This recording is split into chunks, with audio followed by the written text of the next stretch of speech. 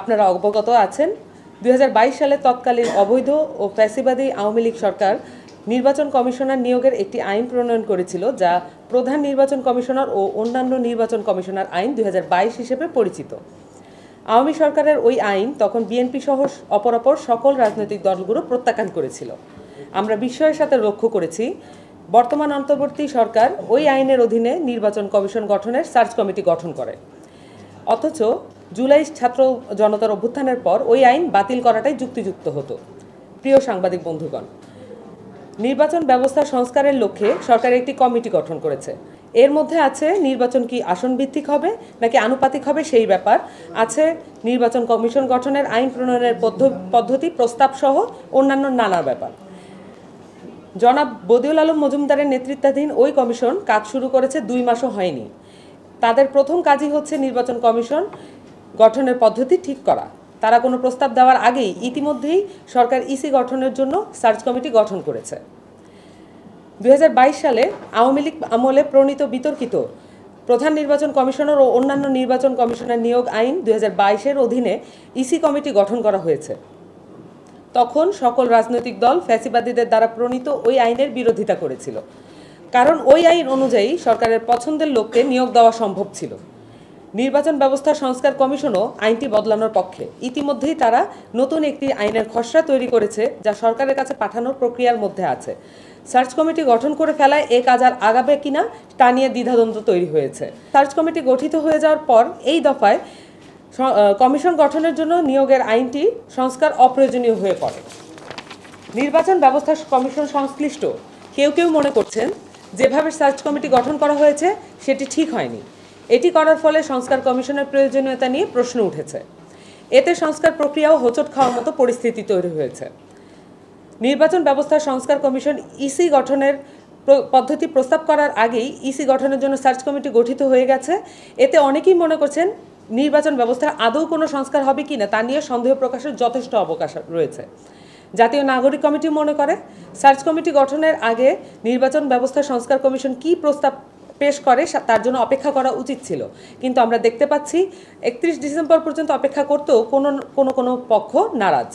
2022 সালে ফ্যাসিস্ট আওয়ামী লীগ সরকার যে আইনের অধীনে ব্যালট বাক্স ডাকাতি করে জনগণের ভোটাধিকার হরণ করেছিল, সেই একই আইনের অধীনে অন্তর্বর্তীকালীন সরকার নির্বাচন কমিশন গঠন করেছে।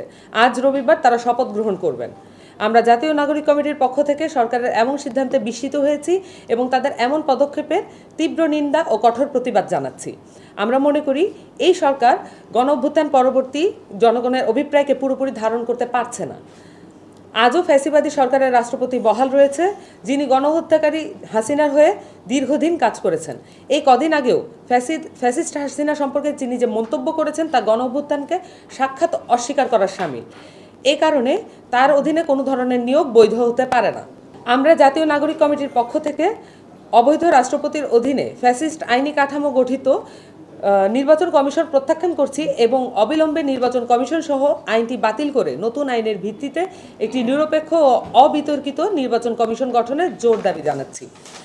গত 1.5 দশকে আওয়ামী লীগ যে ফ্যাসিবাদী কাঠামোর উপরে দাঁড়িয়ে জনগণকে জিম্মি করেছিল, তার মধ্যে নির্বাচন কমিশন একটি। ফ্যাসিবাদ কায়েমের লক্ষ্যে আওয়ামী লীগ 2022 সালে নির্বাচন কমিশন গঠন করে এবং বেছে বেছে সুকৌশলে তাদের লোক নিয়োগ দেওয়ার ব্যবস্থা রেখে এই আইন প্রণয়ন করেন।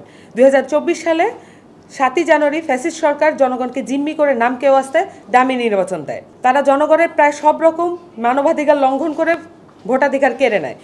ব্যালট বাক্স ডাকাতি, বিএনপি সহ অন্যান্য রাজনৈতিক দলকে নির্বাচনে অংশগ্রহণ করতে না দেওয়া, প্রতিদ্বন্দ্বী প্রার্থীকে গুম, খুন, অপহরণ এবং ত্রাস আতঙ্ক ছড়িয়ে ফ্যাসিস্ট আওয়ামী লীগ ক্ষমতা দখল করে।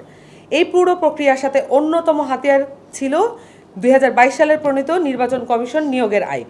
এই আইন সহ অন্যান্য নিবর্তনমূলক আইনের উপর দাঁড়িয়ে বিগত গণহত্যাকারী সরকার আয়নাঘর, হত্যা, গুমের মতো নিষ্ঠুর ঘটনাগুলো ঘটিয়েছে। সেই কালাকানুনের অধীনে ইসি গঠন করে বর্তমান অন্তর্বর্তীকালীন সরকার জুলাই ছাত্র জনতার অভ্যুত্থানকে কলঙ্কিত করছে। আমরা সরকারকে স্মরণ করিয়ে দিতে চাই, বাংলাদেশের সর্বস্তরের ছাত্র ও জনগণ গণঅভ্যুত্থানের শরিক। কেবল রাজনৈতিক দলগুলোর সাথে কথা বলে ডক্টর মোহাম্মদ ইউনূস এই ধরনের সিদ্ধান্ত নিতে পারেন না। আমরা মাননীয় প্রধান উপদেষ্টা ডক্টর মোহাম্মদ ইউনূস ও অন্যান্য উপদেষ্টাদের সিদ্ধান্ত গ্রহণে গণঅভ্যুত্থানের আকাঙ্ক্ষার বাস্তবায়ন দেখতে চাই।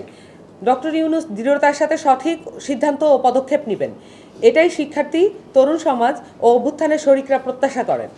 আমাদের প্রত্যাশা তিনি শিক্ষার্থী ও তরুণ সমাজের বার্তা বুঝতে পারেন এবং তাদের আহ্বানে সাড়া দেবেন। 3 মাসের অধিক ক্ষমতায় থেকে এই সরকার ইতিমধ্যেই তত্ত্বাবধায়ক সরকারের কাজের ক্ষেত্র ও সীমা অতিক্রম করেছে।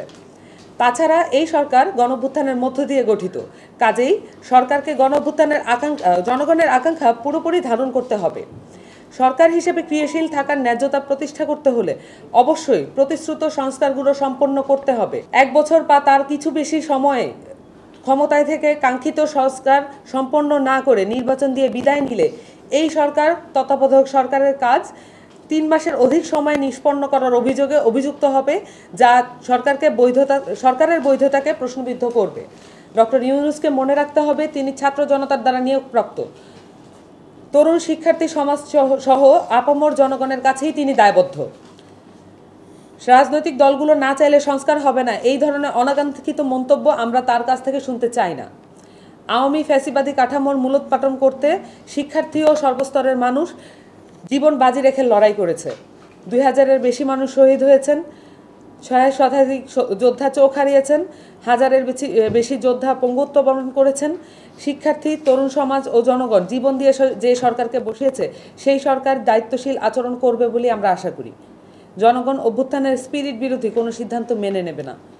আমরা মনে করি এখনও সরকারের সুচিন্তিত সিদ্ধান্ত গ্রহণের সুযোগ রয়েছে। এই সরকার জনগণের অভিপ্রায়কে প্রতিনিধিত্ব করবে তথা প্রাতিষ্ঠানিক সংস্কার ছাড়াই তড়িঘড়ি করে নির্বাচন আয়োজন করার দিকে অগ্রসর হবে না, এটাই আমাদের দাবি। ডক্টর ইউনূস এবং তার সরকারকে অবশ্যই মনে রাখতে হবে ফ্যাসিবাদী ও অবৈধ সংবিধানের আইনি কাঠামোর নির্বাচন দিতে এত শহীদ প্রাণ দেননি। তাছাড়া গণ অভ্যুত্থানের দাবি কেবল নির্বাচনের মধ্যে সীমাবদ্ধ নয়। ফ্যাসিবাদী রাষ্ট্র ব্যবস্থা বিলোপের লক্ষ্যে সকল ধরনের সংস্কার পদক্ষেপ গ্রহণ করা না গেলে গণ অভ্যুত্থানের লক্ষ্য অর্জিত হবে না এবং শহীদদের রক্তের সাথে তা বেইমানি শামিল। তাই আমাদের দাবি অতি দ্রুত গণহত্যাকারী আওয়ামী লীগের রাষ্ট্রপতি চুপ্পুকে অপসারণ করতে হবে। 2022 সালের প্রধান নির্বাচন কমিশনার ও অন্যান্য নির্বাচন কমিশন আইন বাতিল করতে হবে। তার অধীনে গঠিত নির্বাচন কমিশন বাতিল করে নির্বাচন ব্যবস্থা সংস্কারের প্রাপ্ত প্রস্তাবের লক্ষ্যে নতুন আইনের অধীনে নতুন নির্বাচন কমিশন গঠন করতে হবে।